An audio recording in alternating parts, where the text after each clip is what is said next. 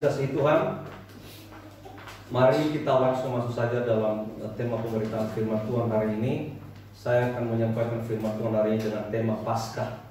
Ya, karena berhubung hari ini tepat Paskah, memperingati hari kebangkitan Tuhan kita Yesus Kristus, maka saya coba menseringkan firman Tuhan ini sehingga kita semua boleh memahami dan boleh mengerti apa yang itu disebut dengan Paskah.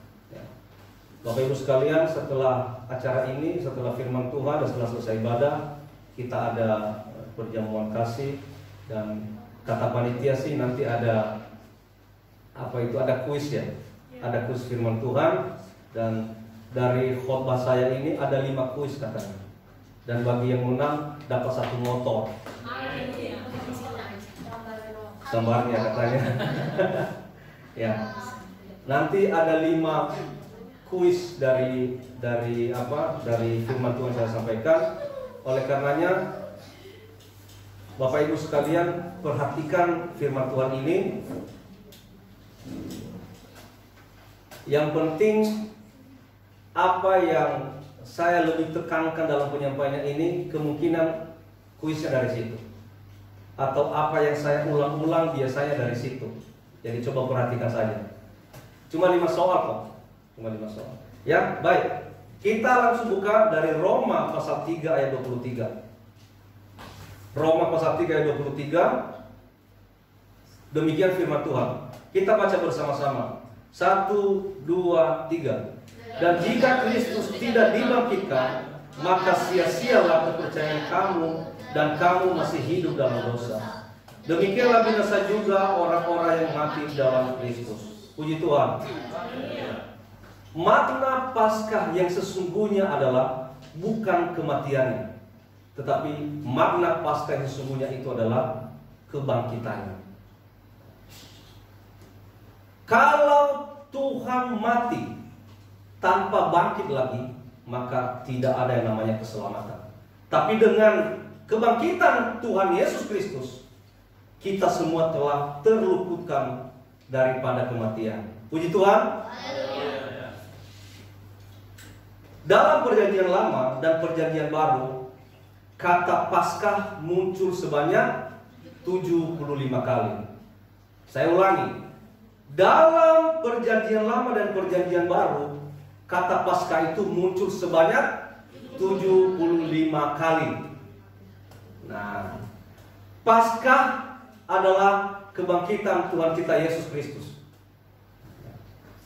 Lalu kalau Paskah itu kebangkitan Tuhan kita Yesus Kristus, berarti dia sudah terlebih dahulu mati, baru bangkit.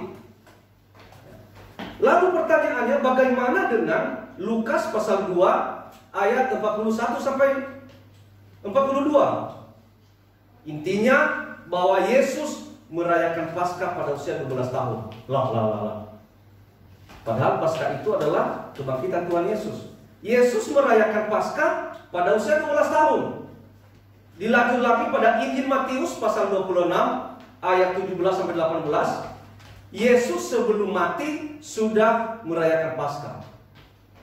Saudara sekalian, kalau kita tidak memahami firman Tuhan, kalau kita tidak belajar sejarah, maka kita bingung dengan ayat ini. Lah katanya Paskah itu kebangkitan Yesus. Tapi umur 12 tahun dia sudah merayakan Paskah. Lalu sebelum mati katanya sudah merayakan Paskah, dan dia sudah merayakan pada usia 12 tahun. Bagaimana dengan ini semua? Nah, hati-hati Bapak Ibu. Kalau kita tidak memahami firman Tuhan, kadang kita suka disesatkan dengan ini. Berarti ayat-ayat dalam Alkitab itu berkontradiksi semua, tidak saling mendukung. Berarti benar kitab itu palsu, fiksi. Nah, justru itu saya boleh menyampaikan saat ini, saya menyampaikan sejarah awal mula Paskah, supaya kita jangan sampai disesatkan dengan ayat-ayat yang kita tidak mengerti. Kenapa kita tidak mengerti? Karena kita tidak mau belajar. Saya mau sampaikan saat ini sejarah awal mula Paskah. Mulanya saudaraku, perayaan Paskah itu tidak ada hubungannya dengan Yesus.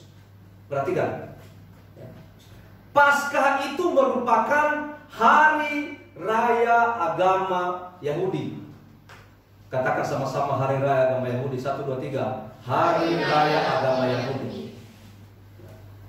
Awal mulanya Paskah itu merupakan hari raya agama Yahudi.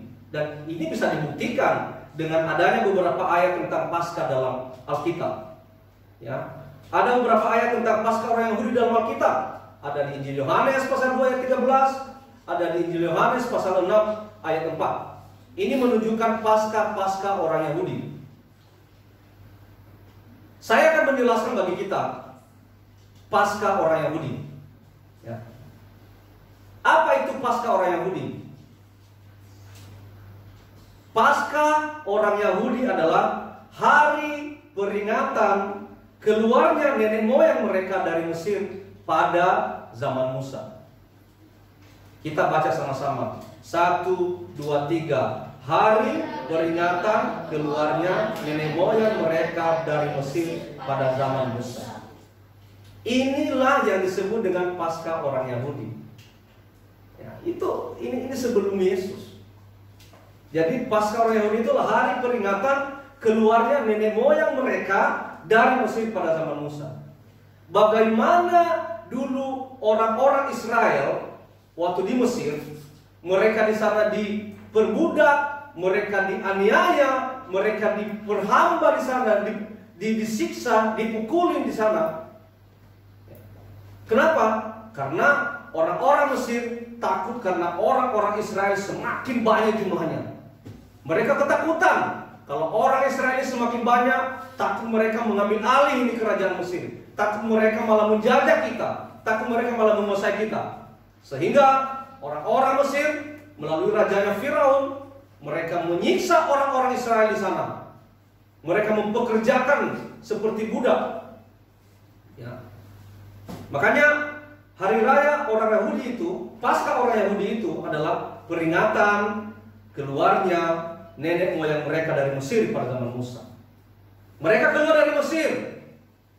Allah melalui Musa menyuruh untuk membawa orang-orang Israel keluar dari Mesir. Dan ada satu peristiwa penting di sini, saudara sekalian, perhatikan. Tentang tulah ke-10. Nah, ketika Musa minta kepada Firaun untuk membawa Israel keluar daripada Mesir, Firaun tidak mau. Akhirnya Allah menimpakan tulah di Mesir. Ada 10 tulah. Ada 10 tulah ya. Ada darah air menjadi darah. Kemudian apa itu lagi? Ada katak. Kemudian ada lalat. Kemudian apa lagi? Ada belalang, ada barak dan sebagainya.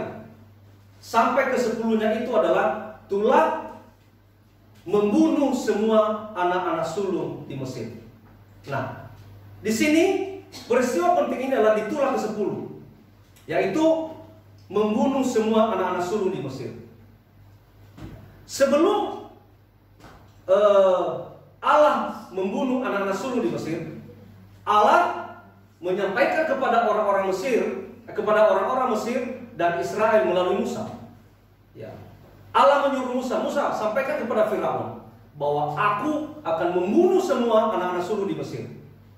Dan sampaikan kepada orang-orang Israel di Mesir bahwa supaya mereka menyembelih domba dan mengambil darahnya, mereka sapukan di pintu ambang rumah mereka. Disapukan itu dioleskan.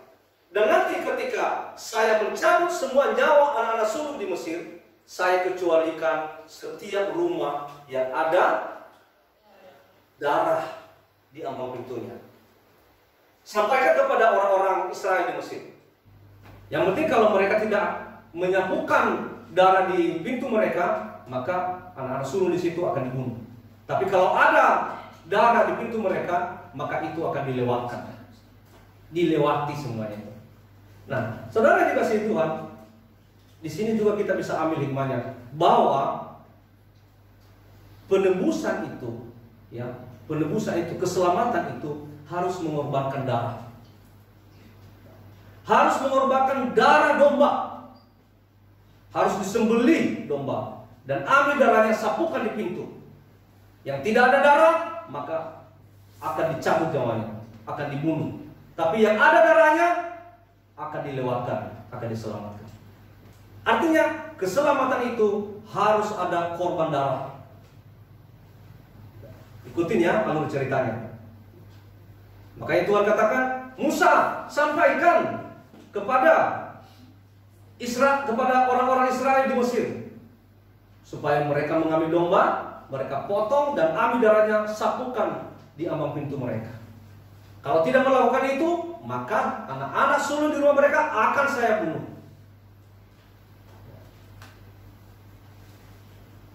Di Keluaran pasal 12 ayat 26 sampai 27 dikatakan demikian. Dan apabila anak-anakmu berkata kepadamu, apakah artinya ibadahmu ini? Maka haruslah kamu berkata, itulah korban Paskah bagi Tuhan yang melewati rumah-rumah orang Israel di Mesir. Melewati. Paskah itu kan sebenarnya artinya melewati. Paskah, pes. Ya. Kalau bahasa Ibrani itu pes. Melewati, itu artinya Paskah.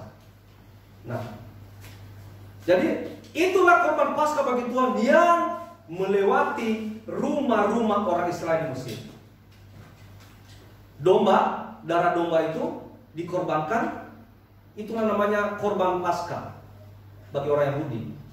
Ya, melewati dengan darah korban itu, maka barang siapa memiliki darah itu, dia akan dilewatkan, dia diselamatkan, dia tidak dibunuh. Melewati rumah-rumah orang Israel di Mesir, ketika ia menulahi orang Mesir, tetapi menyelamatkan rumah-rumah kita. Lalu berlututlah bangsa itu dan sujud menyembah. Karena itu, saudaraku sekalian, Paskah hari raya orang Yahudi diperingati setiap tahun, mengingat dilewatinya rumah-rumah orang Israel dari kematian itu. Itulah Paskah orang Yahudi. Nanti kita bisa bedakan bagaimana Paskah orang Yahudi dan bagaimana Paskah orang Kristen. Paskah orang Yahudi dengan Paskah orang Kristen tidak sama. Paskah hari raya orang Yahudi diperingati setiap tahun, mengingat dilewatinya rumah orang Israel dari kematian itu. Ketika mereka mengingat dilewatinya mereka dari kematian itu, maka itulah Paskah.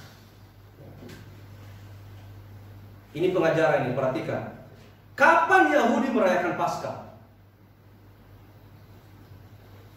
Nah, dalam Imamat pasal 23 ayat 5, Yahudi merayakan Paskah dalam bulan yang pertama, pada tanggal 14 bulan itu, pada waktu senja. Senja itu sore. Ada Paskah bagi Tuhan. Tanggal 14 bulan pertama katanya. Ya. Tanggal 14 bulan pertama itu kan kalendernya orang Ibrani. Ya. Tanggal 14 bulan pertama, 14 Nisan namanya. Tanggal 14 Nisan, kalau kita bawa ke kalender kita, itu sekitar Maret atau April. Ya. Makanya kan Paskah kita ini kan antara Maret dan April. Coba lihat, setiap tahun itu kalau bukan Maret, April. Kalau bukan Maret, April. Ya. Paskah itu bisa berubah-ubah tanggalnya. Yang penting harus hari Jumat, dan kebangkitan itu hari Minggu. Beda dengan Natal, tetap tanggal 25. Tetap tanggal 25. Coba lihat, setiap tahun Natal itu tetap tanggal 25. Tapi kalau namanya Paskah berubah-ubah. Ya, berubah-ubah. Jadi tanggal 14 bulan pertama. Nah, kalau ditanya kapan Yahudi melaksanakan Paskah? Tanggal 14 atau tanggal 14 Nisan. Atau kalender kita bulan Maret atau April. Ya. Tanggal 14 Nisan itu kalender Ibrani. Jadi perayaan Paskah harus sore atau harus senja. Itu ada di Ulangan pasal 16 ayat 6. Jadi walaupun sekarang itu Paskah itu ada yang dilaksanakan pagi ya, ada yang pagi, ada yang malam. Tapi pada masa orang Yahudi itu, mereka melaksanakan Paskah itu senja atau sore. Ya, nanti ada hubungannya dengan kematian Tuhan Yesus. Makanya ikuti alurnya. Ya. Kemudian dalam Keluaran pasal 12 ayat 16 dan 18, ya, mereka merayakan Paskah selama 1 minggu. Berarti tanggal 14 sampai 21 Nisan mereka melaksanakan Paskah. Dan Paskah harus diikuti oleh seluruh orang Israel kecuali yang najis, ya, atau perempuan yang datang bulan. Itu tidak diperbolehkan untuk mengikuti Paskah. Tapi jika dia tidak najis dan dia tidak mengikuti Paskah, maka itu akan diancam hukuman mati. Ada di Bilangan pasal 9 ayat 13. Yang penting dia sehat-sehat saja, dia tidak najis, perempuan dia tidak datang bulan, lalu dia tidak datang Paskah, itu akan diancam hukuman mati. Ya, makanya ketika Paskah itu, disitulah pada keluar semua orang-orang. Memang ya, orang-orang ini memang harus dikasih ya ancaman seperti itu ya, baru bisa datang Paskah. Nah, coba sekarang, karena sekarang itu ya udah ditebus oleh Tuhan Yesus, ya udahlah, saya juga tidak Paskah, Tuhan mengerti kok. Makanya lihat, orang datang Paskah itu juga malas-malasan. Orang juga datang Paskah itu dipaksa-paksa, harus dirayu-rayu.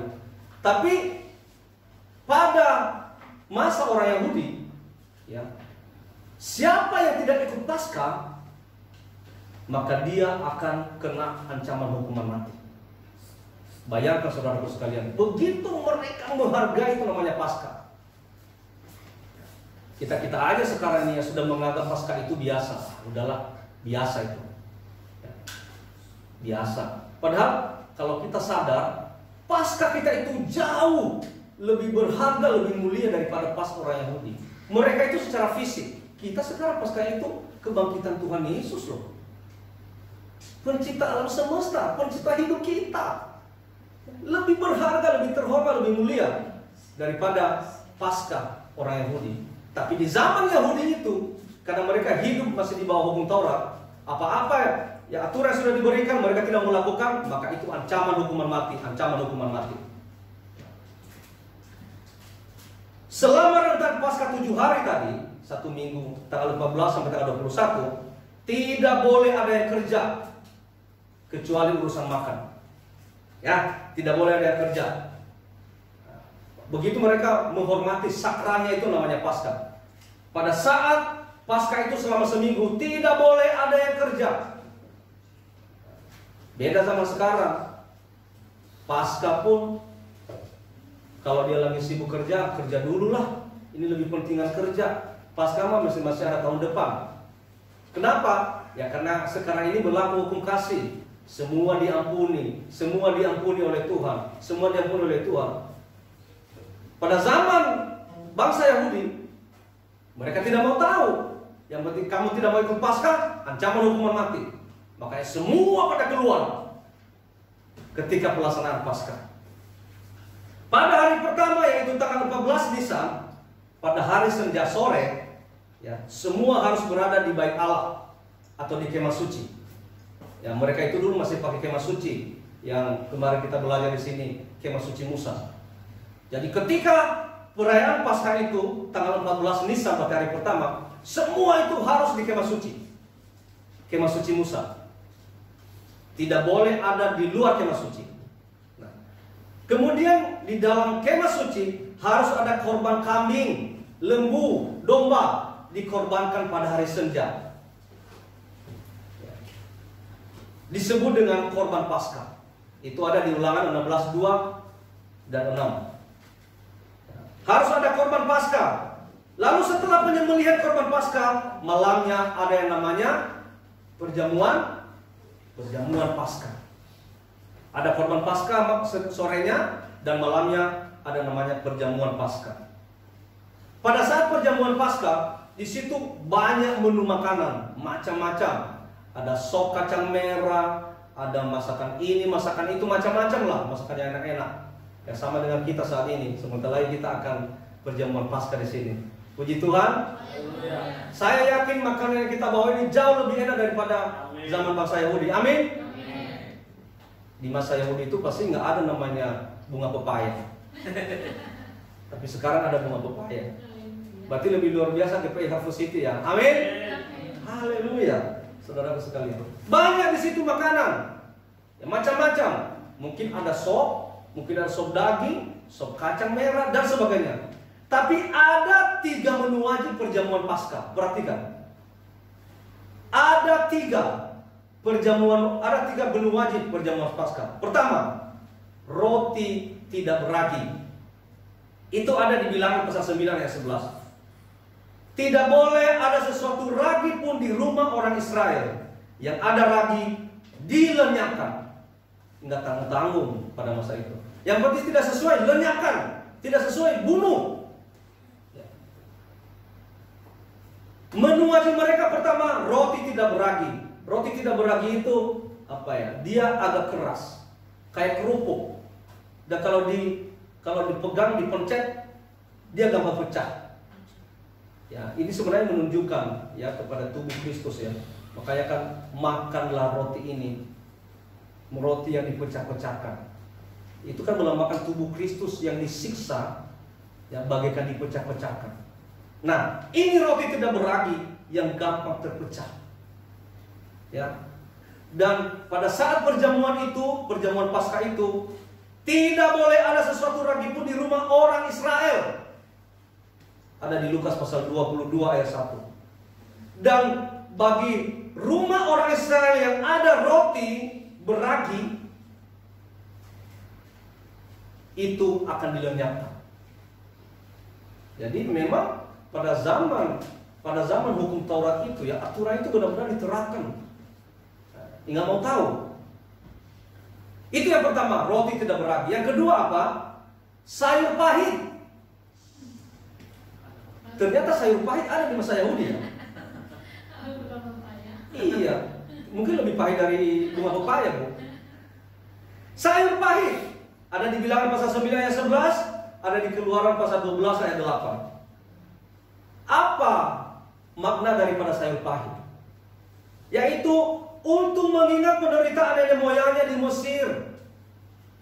Ketika nenek moyangnya di Mesir dianiaya, disiksa, diperbudak oleh orang-orang Mesir, bagaimana pahitnya kehidupan mereka. Nah, anak-anaknya, keturunannya yang saat itu mereka mengingat penderitaan nenek moyangnya waktu di Mesir. Saya mau katakan mereka lah anak-anak yang baik. Mereka lah cucu-cucu yang baik. Mereka mengingat penderitaan orang tua. Nggak tahu zaman sekarang.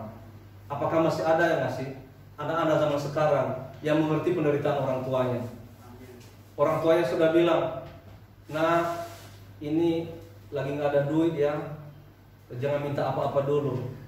Oh iya, dan sebagainya. Pas keluar, ada pizza, Pak, boleh beli pizza enggak? Aduh, lagi nggak ada duit. Ya katanya sayang sama anaknya. Berarti nggak serius dong sayang sama anaknya. Dia nggak ngerti bahwa bapaknya lagi nggak ada duit, mamanya lagi nggak ada duit, nggak mau tahu. Tapi keturunan orang-orang Israel ini, ya mereka mengingat penderitaan nenek moyang mereka di Mesir. Ini dilambangkan dengan sayur pahit. Ya. Jadi apa tadi? Roti tidak beragi, dan kedua sayur pahit. Ini sebenarnya kalau firman Tuhan ini saya tahu berapa lama yang lalu, saya minta hari ini semua bawa makanan-makanan yang pahit. Kalau bisa bawa bunga pepaya semua. Dan saya berharap nggak banyak yang makan. Karena kenapa? Saya bisa bawa pulang semua. Puji Tuhan. Ya, sayur pahit. Sayur pahit dimakan selama 7 hari. Bayangkan, sayur pahit dimakan selama 7 hari. Kita aja kalau makan sehari ada sayur pahit mengeluh. Aduh, ini tenggorokan udah nggak enak nih. Jangan-jangan juga darah saya udah pahit nih gara-gara makan sayur pahit. Nah, ini mereka memakan sayur pahit selama 7 hari. 2 ya. Sekarang yang ketiga, apa menu wajib mereka? Yang ketiga, daging domba, kambing. Ini mengingatkan pada domba atau kambing yang disembelih pada hari terakhir di Mesir, yang darahnya disapukan pada ambang pintu. Semua daging disembelih di bait Allah. Tadi daging-daging yang tadi disembelih di bait Allah. Perhatikan ini. Memakan daging harus hati-hati. Jangan sampai ada tulang domba yang patah. Kita kalau makan itu kan nggak mau tahu, lagi enak itu bila perlu kita isap sampai sumsum paling dalamnya. Apalagi kalau sop ya, boro-boro mikirin tulangnya nggak patah. Bila perlu kita banting-banting gimana caranya keluar sumsum dari tulang itu. Nah, pada perjamuan Paskah orang Yahudi, ketika kita memakan daging itu, ketika kita memakan daging itu yang ada tulangnya, hati-hati, tulangnya tidak boleh patah. Gak tahu juga apa gunanya. Padahal sebenarnya setelah kita makan dagingnya kan tulangnya dibuang. Tapi itulah aturan pada waktu itu. Tulang tidak boleh patah. Ada di Keluaran pasal 12 ayat 48. Ini boleh kita baca deh. Keluaran 12 ayat 48. Siapa yang bisa? Pak Guru, silakan Guru. Keluaran 12 ayat 48. 12:48.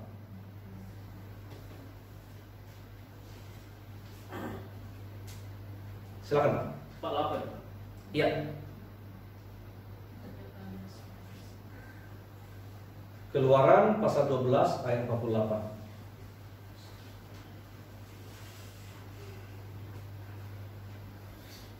Tetapi apabila seorang asing telah menetap padamu dan mau merayakan Paskah bagi Tuhan, maka setiap laki-laki yang bersama-sama dengan dia wajiblah disunat. Barulah ia boleh mendekat untuk merayakannya. Ia akan dianggap sebagai orang asli, tetapi tidak seorang pun yang tidak bersunat boleh memakannya. Oh, 46 Pak, coba 46. Saya salah membawa menulis. 46 ya Pak? 46 ya. Ya. Paskah itu harus dimakan dalam satu rumah juga. Tidak boleh kau bawa sedikit pun dari daging itu keluar rumah. Satu tulang pun tidak boleh kamu patahkan. Satu tulang pun tidak boleh kamu patahkan. Jadi ketika kita memakan daging itu yang ada tulangnya, satu tulang pun tidak boleh patah. Hati-hati. Saya pikir di sini lebih enakan kita ompong ya. Kalau kita lagi ompong itu kan nggak mungkin mematahkan tulang. Tapi kalau giginya lagi kuat, lagi enak itu daging, belum tentu kepikiran lagi jaga tulang. Tidak boleh patah tulangnya. Kemudian apalagi di luar Israel tidak boleh ada yang makan Paskah, itu aturannya pada saat itu. Kecuali di sunat. Itu budaya mereka.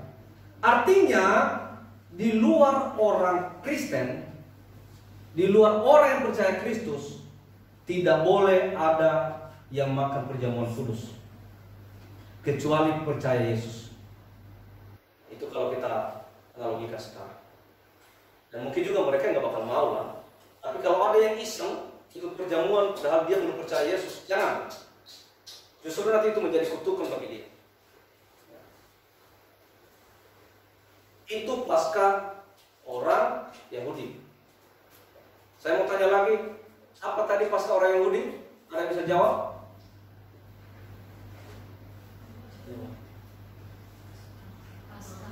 Paskah orang Yahudi itu apa artinya?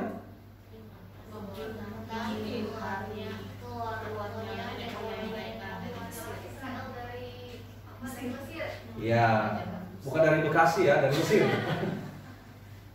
Ya, itu Paskah orang Yahudi. Sekarang kita masuk Paskah orang Kristen. Paskah orang Kristen. Nah, Paskah itu dalam perjanjian baru muncul sebanyak 28 kata. Berapa kata? Nah, tadi di perjanjian lama dan perjanjian baru muncul berapa kata? Sekarang di perjanjian baru berapa kata? 28 kata. Namun tidak satu pun yang mengacu pada Paskah Kristen. Ya, semuanya mengacu pada Paskah Yahudi. Lalu pertanyaan, bagaimana orang Kristen bisa merayakan Paskah? Itu pertanyaannya. Nah, Saya mau sampaikan kepada saudara sekalian, sejumlah Paskah Yahudi berkaitan dengan Yesus. Ini dia. Saya mau sampaikan. Pertama, Yesus mati persis saat hari Paskah orang Yahudi, yaitu tanggal 14 Nisan atau pertengahan Maret atau April. Ada di Matius pasal 26 ayat 1 sampai 2. Sekali lagi, Yesus mati persis saat hari Paskah orang Yahudi, yaitu tanggal 14 Nisan atau pertengahan Maret atau April. Ya. Yang kedua, apa persamaannya? Yesus mati jam 3 bertepatan saat domba Paskah dipersembahkan jam 3 senja. Sama kan? Ya. Yesus mati jam 3 bertepatan saat domba Paskah dipersembahkan jam 3. Itu nanti kalau mau baca ada di Lukas pasal 23 ayat 44 sampai 46. Yang ketiga, apa kaitannya dengan Yesus? Pada saat Yesus disalibkan, tidak ada tulang Yesus yang dipatahkan. Yesus dengan kedua kiri kanannya itu disalibkan. Ya. Sebelah kanan dan sebelah kiri semua tulangnya dipatahkan. Ya. Tapi Yesus sebelum tulangnya dipatahkan, dia sudah mati duluan. Makanya ketika mereka melihat Yesus sudah mati, mereka masih belum percaya. Benar nggak sih? Benar nggak sih mati beneran? Mungkin kalau belum mati, mungkin juga dipatahkan tulangnya. Ya. Untuk meyakinkan mereka, untuk memastikan, mereka menombak lambungnya Yesus. Mereka tombak, mereka tusuk. Pas mereka tusuk, dia tidak ada respon apa-apa, berarti benar sudah mati. Ya. Jadi pada saat Yesus disalibkan, tidak ada tulangnya yang dipatahkan. Ya. Pak Guru, baca lagi Pak Guru. Yohanes pasal 19 ayat 32 sampai 36. Biar sinkron dengan tadi yang baru dibaca. Yohanes pasal 19 ayat 32 sampai 36. Silakan Pak.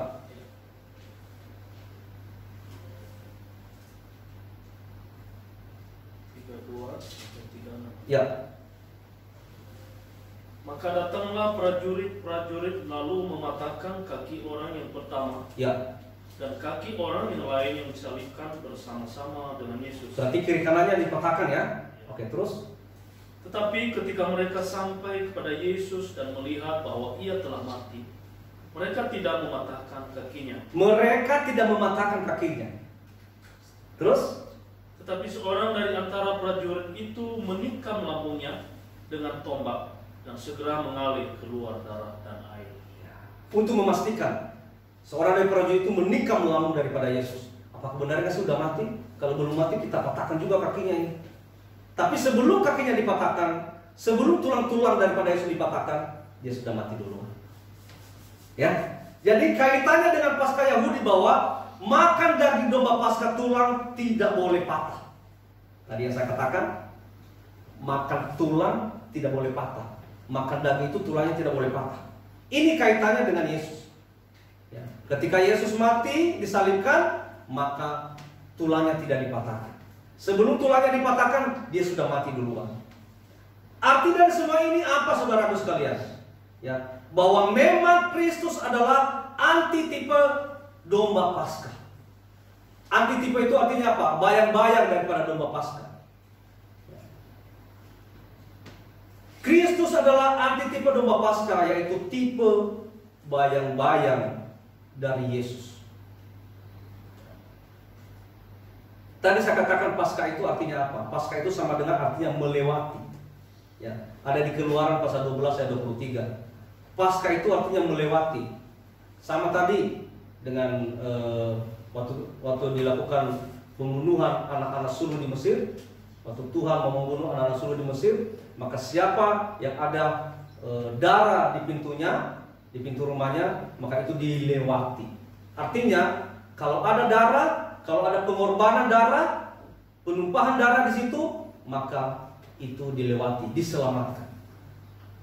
Ya. Jadi Paskah sama dengan melewati. Keluaran 12 ayat 23. Kalau Yesus hanya mati dan tidak bangkit, saudaraku sekalian, tadi saya katakan, maka itu tidak membawa manfaat keselamatan umat manusia. Kalau dia hanya mati lalu tidak bangkit lagi, tidak ada manfaat apa-apa. Apa bedanya dengan manusia biasa yang mati dan tidak bangkit lagi? Tapi dengan kebangkitannya, maka itu membawa keselamatan bagi kita. Dengan kebangkitannya, maka itu sudah meluputkan kita dari kematian. Ya, saudaraku sekalian, ya, sekalipun Yesus mati persis saat Paskah Yahudi, tapi makna Paskah sesungguhnya tidak terletak pada kematian, tapi terletak pada kebangkitannya. Ya, dengan kebangkitannya kita terluputkan dari kematian. Mari Bapak Ibu sekalian, semoga dengan penjelasan yang sesingkat mungkin ini kita bisa paham apa yang disebut dengan Paskah Yahudi dan Paskah Kristen. Kalau di Paskah Yahudi itu mereka masih mengorbankan domba, darah binatang. Ya, sekarang itu sudah tergantikan dengan darah Yesus. Dulu pada zaman Yahudi, ya, barang siapa yang pintu rumahnya itu sudah dioleskan atau sudah disapukan darah domba, maka itu diselamatkan. Berarti ada penumpahan darah. Sama juga sekarang, ya, dengan penumpahan darah Kristus. Barang siapa yang sudah menerima Yesus sebagai Tuhan dan Juru Selamat, barang siapa sudah menerima Yesus sebagai Tuhan dan Juru Selamatnya, yang telah berkorban, yang telah tertumpah darahnya untuk menebus dosanya, itulah yang diselamatkan. Ini intisarinya. Jadi sehebat apapun agama itu, kalau dia tidak percaya dengan darah Yesus, maka dia tidak akan terselamatkan. Ya. Nanti akan disaring. Ketika nanti terjadi penghakiman itu, nanti akan dilihat siapa ini yang sudah dimateraikan dengan darah Yesus. Nah itu, siapa nih yang sudah dimateraikan darah Yesus? Lewat. Oh, Pak Guru, oh ada darah Yesusnya. Oh, Ibu Nagisel, ada darah Yesusnya. Sintua Ota, ada darah Yesusnya. Itu dilewatkan, artinya itu diselamatkan. Pas dia ke belakang, oh si Bedu, enggak ada darah Yesusnya, nah, itu yang dihukum. Ya, itu nanti yang akan dicabut nyawanya, sama dengan waktu Tuhan menghukum atau membunuh anak-anak sulung di Mesir. Nah, saudara sekalian, kita sungguh berterima kasih, ya, kita sungguh berterima kasih saat ini kita sudah diselamatkan oleh darah Yesus. Ya, keselamatan itu adalah darah Yesus. Ya, terimalah kuasa darah Yesus itu. Jangan sampai engkau mengkhianati Tuhan. Jangan sampai engkau tidak menghargai pengorbanan Yesus. Karena dalam darahnya Yesus, disitulah ada keselamatan. Puji Tuhan. Haleluya. Tuhan Yesus memberkati. Mari kita berdoa. Bapa di surga, terima kasih Bapa. Kiranya lewat darah-Mu Tuhan, kami diselamatkan. Kebangkitan-Mu menyelamatkan